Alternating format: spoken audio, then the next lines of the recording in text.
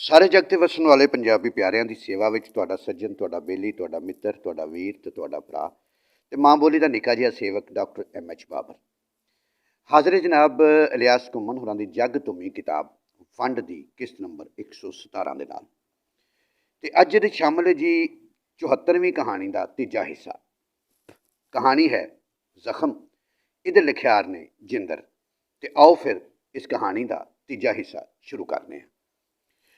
मैं कहा सी सॉरी मैं भुल गया।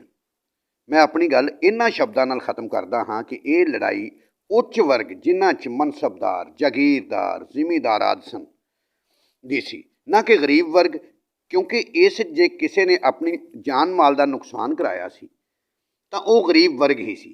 डॉक्टर स्पेंसर साडियां गल्लां तो उकता गया सी, इसलिए उसने उठदे होया कहा सी, हुण सौ जाओ, बाकी गल्लां कल नूं करांगे। डॉक्टर स्पेंसर के जान तो बाद असी इंडो पाक दोस्ती के नां दे जाम टकराए सन। मैं जोर दे के कहा सी, सानू ये गल मन के चलना चाहिए कि वंड नूं भुलना मुश्किल आ, पर इनू याद रखना होर भी खतरनाक आ।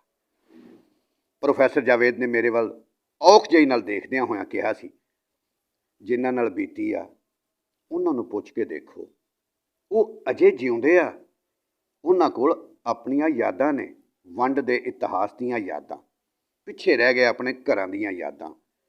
उन्हां दे किस्से कहानियां सुनो, इन्हां किस्से कहानियां नाल बहुत कुछ जाणिया जा सकता है। डॉक्टर कलेर ने उन्होंने पुछया सी, वंड के किस्से कहानियां नूं लभना साडे लई किन्ना कु फायदामंद होवेगा। प्रोफैसर जावेद ने मेज़ ते मुक्का मार के कहा सी, बहुत ही महत्वपूर्ण आ।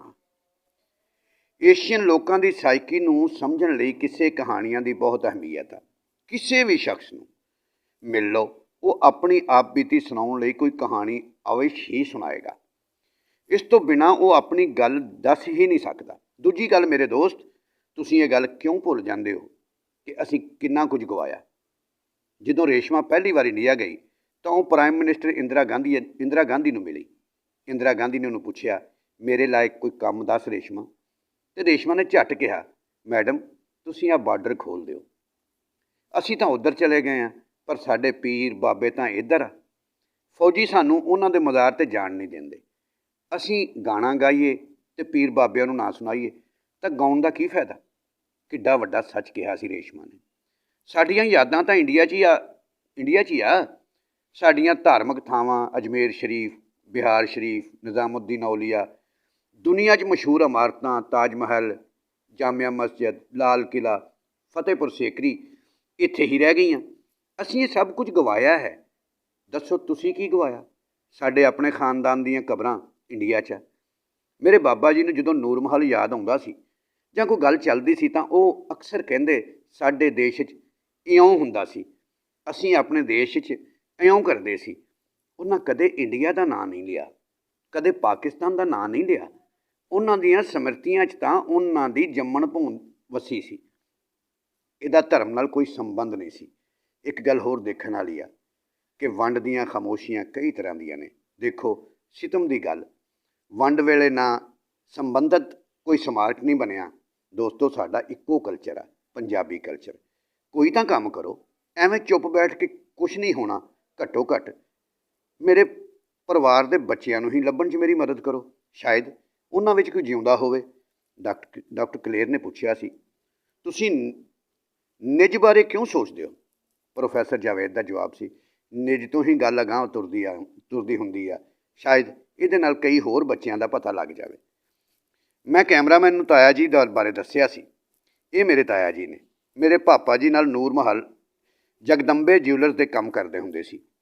इन्हां दा पिंड नवां पिंड शौंकीआ। सारा परिवार अमरीका ते कनेडा बैठा। ये पिछे कल्ले ने, कई बार वीज़े लई अपलाई कीता, पर नरेंद्र मोदी वांग अंग्रेज़ां ने इन्हां दे पासपोर्ट ते हमेशा रिफ्यूज़ दी स्टैंप ला दित्ती। उन्होंने विचकारों ही टोक के कहा सी, हुण बस भी कर, पहलां पैग पा, मैनूं फिल्म देखण दे। मैं उन्हां दे पैग दा अंदाज़ा सी, फिर भी मैं पढ़िया लिखिया वाला पैग बनाया। उन्होंने अपनियां नज़रां टीवी की स्क्रीन ते ही टकाई रखियां सन। इक्को साह विच गिलास खाली कर दिता सी। उन्हां किसे वल देखिया नहीं सी। लै जा, मैं उन्हां दे कन्न कोल अपना मूँह ले जाके अपने दोस्तां बारे दस्सिया। मैं कुछ पुछण ही लगा सी कि उन्हां बुल्लां ते उंगल ढक के चुप रहण दा इशारा कीता सी। प्रोफैसर जावेद ने अजय भारद्वाज की फिल्म रब्बा हुण की करिए उत्थों लाई सी, जिथे मलेरकोटले लागे पिंड दे एक अप टू डेट सरदार ने दसना शुरू किया सी। उन्नी दिनी मैं उत्थे खड़ा हुंदा सी। उस सामणेओं मैं मुसलमानां दे परिवारां नूं टोलियां ते कल्ले कल्ले भी जांदे देखिया। एक दिन एक औरत जा रही सी, उस दे सिर ते ट्रंक रखिया सी, कुछड़ बच्चा चुकिया होया सी। साडे पिंड दा जमना उस मगर दौड़िया। जदों जमना औरत के नेड़े पहुँच गया तो उस औरत ने ट्रंक सुट दिता सी। उस संतोड़ दौड़ी सी। जमने नूं पिछा करदिआं देख के औरत ने अपना बच्चा भी सुट दिता सी। जमने ने पहला बच्चा चुकिया सी, फिर ट्रंक पिंड कोल आके उस बच्चे नूं लत्तां तो फड़ के घुमा के उसका सिर टाली च मारिया सी। पिंड वालियां ने इनू पुन्न वाला काम कहा सी। जमने नूं दुध पिलाया। फिर मैं इस जमने नूं पिछली उमरे कुत्ते की मौत मरदिआं देखिया सी। उस दे सिर च कीड़े पै गए सन। ताया जी के कहण ते प्रोफैसर जावेद ने 2 बारी रिवाइंड करके फिल्म चलाई। डॉक्टर कलेर ने रिमोट कंट्रोल नाल उच्ची आवाज़ उच्ची कर दी सी। ताया जी उठ के खड़ गए सन, जिवें उन्हां दे पैरां हेठ किसी ने अग दे अंगारे रख दिते होण। उन्हां दोवें हथ जोड़ के उतां नूं देखिया सी ते मरी जही आवाज़ च कहा सी, है रब्बा ये तू की रंग दिखाए सी। उन्हां दा शरीर भिजी हुई बकरी वांग कंबिया सी। उन्हां साडे वल ओपरियां वांग वेखिया सी। मैनूं लगा सी कि ज़्यादा उम्र होण करके वो कमज़ोर हो गए सन। मैनूं अपनी गलती का एहसास होया कि मैनूं इन्नी छेती अजिही भावक किस्म की फिल्म नहीं दिखानी चाहिए सी। उन्हां कहा सी, पुत्त मैनूं पिंड छड्डिया, मैनूं दिसनों हटदा जांदा। उन्हां नूं नार्मल करन लई मैं एक होर पैग पा के दिता। उन्हां नीवी पाई ही गिलास खाली करके मेरे वल नूं कर दिता, कहा मेरा गिलास भर दे। डॉक्टर कलेर ने मैनूं इशारा किया कि मैं उन्हां नूं होर पैग ना देवां। विस्की तेज़ सी। इन्हें ताया जी के पैर चुक देने सन, फिर वो बोलन जोगे नहीं रहे सन। प्रोफैसर जावेद ने मेरे हत्थों बोतल फड़ लई ते गिलास भर के ताया जी नूं फड़ा दिता। ताया जी चुप सन।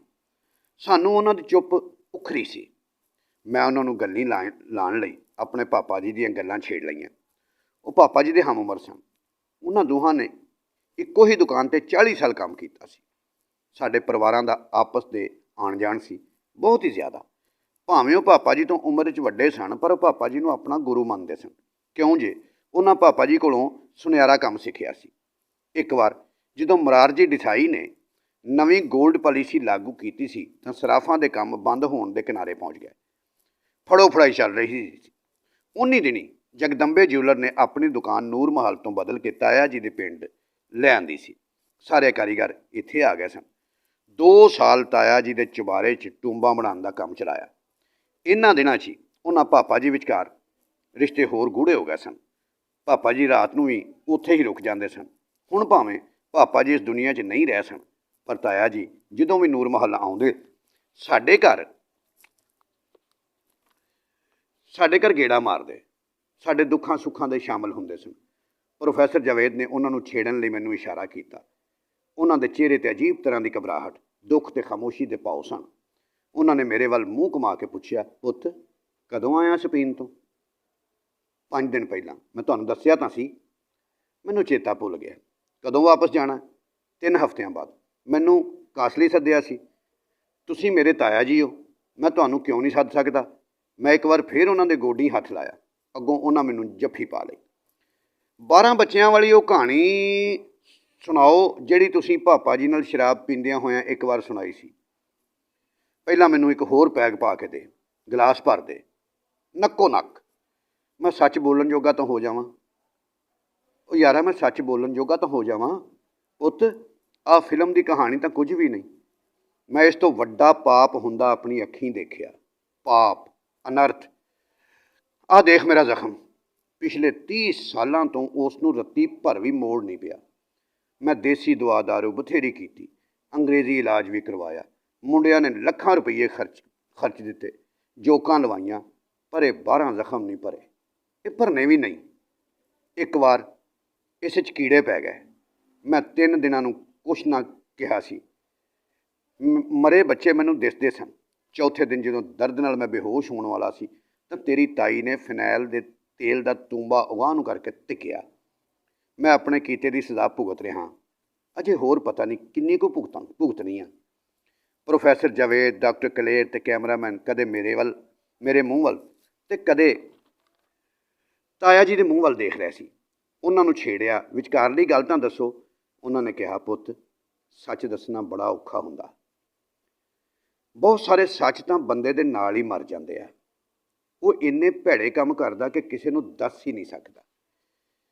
मेरा अखीं देखिया सच भी इदां दा ही सी। दस्सण नूं मेरा हौसला नहीं पैंदा। पहलां एक होर पैग पा। मैं विस्की का गिलास भर दिता ते LCD की आवाज़ हौली कर दी। उन्हां दस्सिया, रौले पै तां आले दुआले दे पिंडां च लुੱਟ-मार शुरू हो गई। नूर महल बहुत सारे मुसलमान रहिंदे सी। तकड़े रातों रात निकल गए, गरीब मातड़ फस गया सी। मैं सुरजन ते करतारा लुੱਟਣ ਲਈ नूर महल गए। असीं कई घरां विच चीज़ां इकट्ठियां कर लईआं सी।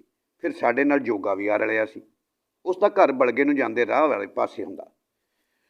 असीं एक घर विच वड़े तां एक बंद कमरे विच कई नियाणे सन, 2 ਤੋਂ ਲੈ ਕੇ 8 ਸਾਲਾਂ ਦੀ उम्र ਦੇ। ਉਹ ਸਹਿਮੇ ਤੇ डरे ਹੋਏ सन। ਉਹ अम्मा कित्थे है, अम्मा कित्थे है पुछ रहे सी। असीं सोची पै गए कि इन्हां दा की करिए। घर विच कोई सियाणा नहीं सी। घर चीज़ां नाल भरिया पिया सी। सानूं पता ना लगे कि असीं उत्थों की चुकीए। असीं जक्को तक्की करदे बाहर विहड़े च आके खड़ गए।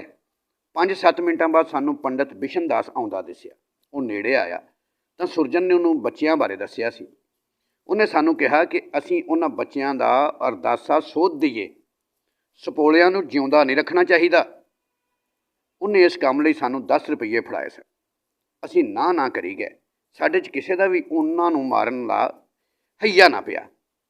बिशन दास ने मुसलमानों वालों हिंदुआं ते सिखां दे कतलेआम दीआं अनेकां घटनावां सुनाईयां। उदों ही ज्वाला सिंह भी आ गया सी। उन्हें सानूं हलाशेरी दित्ती। असीं तिन्हां ने बच्चिआं नूं भेड़ बकरियां वांगर हिक लिया। शहरों बाहर नकोदर वाले पासे आबे कोल लै आए सां। जवाले ते जोगे ने वड्डा सारा टोआ पुट्टिया। असीं एक एक करके बच्चिआं नूं टोए च सुट्टिया। मैं गिनती कीती, 12 बच्चे सी। बच्चिआं ने चीकां मारियां सी। मैं कन्नां चुंगलियां लै लईआं, अखां बंद कर लईआं। मैनूं तां कंबनी जी छिड़ गई सी। जवाले ते जोगे ने जिउंदियां बच्चिआं नूं दफन कर दिता सी। मैं तां 10 रुपए सुट के संतौड़ पिंड नूं दौड़ आया सी। उन्हां अखां बंद कर लईआं सन। मूँह च किन्ना चिर बुड़बड़ाए सी ते फिर जिवें अपनी गवाची हुई ताकत इकट्ठी कर रहे होण उवें जिहा कीता सी। वो पहलां नालों उच्ची आवाज़ विच बोले सन, मैं अपने जिउंदियां जी ये जख्म नहीं भरन देने। ये जख्म रिसदे रहने चाहिए आ। इन्हां च वार वार कीड़े पैने चाहिए आ। मैं वो बच्चे बचा सकदा सी। मैं जवाले ते जोगे नालों तगड़ा सी। मैं तां जमने नालों भी माड़ी मौते मरना चाहता हाँ। उन्होंने बोतल चुकी सी ते अपने अल्ले जख्म ते आए खरींडां नूं नौवां नाल छेड़ के उपर शराब डोलनी शुरू कर दी। साडे विच इन्नी ताकत नहीं रही सी कि असीं उन्हां नूं रोक सकीए। प्रोफैसर जावेद ने जेब विचों रुमाल कढ के अखां पूंझियां। हरी भटनागर कोलों वीडियो कैमरा खोह लिया। केसट कढ के बाहर गटर विच सुट आउंदी सी। ते लो बेलियो, ये सी वंड दी कहानी नंबर 74 ते किस्त नंबर